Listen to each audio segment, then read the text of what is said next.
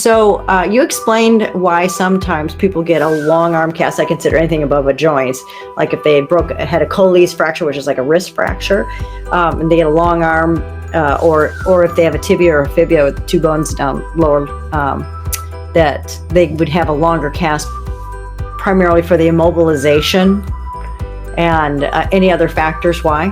The rule of thumb is that you want to immobilize the joint above and the joint below. And so think about if you break your arm here. So if you break your forearm here and you put a cast that goes to here, you've only got that much hold on the cast. Mm-hmm. So my elbow is bent here. So if I break it here, I don't have a whole lot of hold on that. Mm-hmm. And so if you're really going to hold something, for the most part, it's got to be inconvenient. And so a joint above and a joint below, which also leads to why some fractures are operated upon, because you can avoid immobilization, you can move better, there's some advantages. But especially in kids, you can get most things done with a cast and do it well. So I think it's a good time for me to share a couple of the stories that I had for CastCoverz. And there was a mother called, this is years ago, and I swear when I picked up the phone, I could hear the displeasure coming through the lines before she even said a word.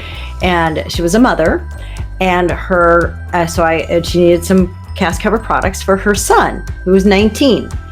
And I could just tell there was an edge in her voice, and she was really trying to maintain kindness. Because I said, so what did your son break? What does he need? He broke both his arms, and he was casted above the elbow on both of them.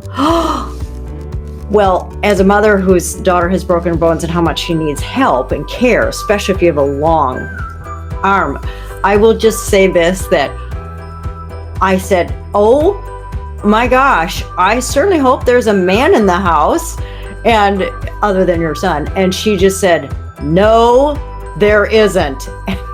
I burst out laughing and said, oh my gosh, you two are gonna need therapy. She absolutely cracked up, and she said that was the best laugh she'd had in a week. And so I did make her feel better. I wish I'd kept in touch with her, because you can only imagine how hard it is. I'll just say this, how hard it would be to brush your teeth, to clean, to shower, to take care of other personal hygiene needs. And she wasn't happy with how her son, he jumped off the roof. That's all I just. Yeah. And I know you've heard so many, many stories as well. Yeah, when we've encountered kids who need both upper extremities casted, we've actually gone to the point of saying we will operate on one if you wish, so you have one free hand to take care of your personal hygiene.